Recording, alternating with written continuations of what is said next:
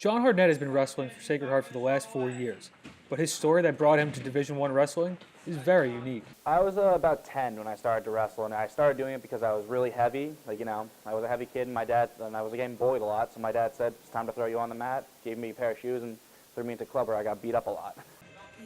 After joining the wrestling club, John's interest for the sport of wrestling continued through his middle school years, and he was very eager to find a spot on the varsity team his freshman year of high school. When I was a freshman, I was going back and forth with a senior for the starting spot.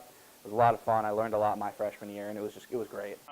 After completing 4 full seasons of high school wrestling, John improved to the point where he was recruited to wrestle Division I at Sacred Heart University. Since joining the team his freshman year back in 2014, John has had no regrets. It's been a ride.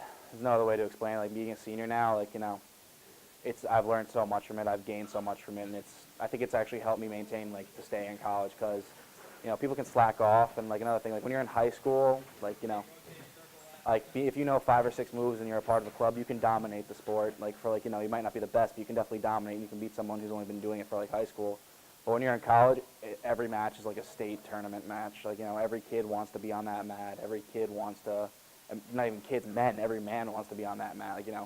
I wrestled one guy that had, for senior day, he brought out his daughter. After going toe-to-toe with all different kinds of fighters throughout his college career, John is someone his teammates can look up to. Although his new coach has only known John for the past 3 months, he still looks at John to be a key contributor to this team's success both on and off the mats.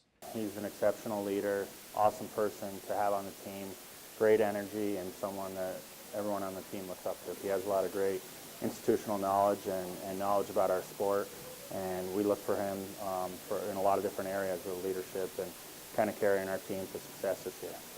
John is going into his 4th and final year of wrestling at Sacred Heart University.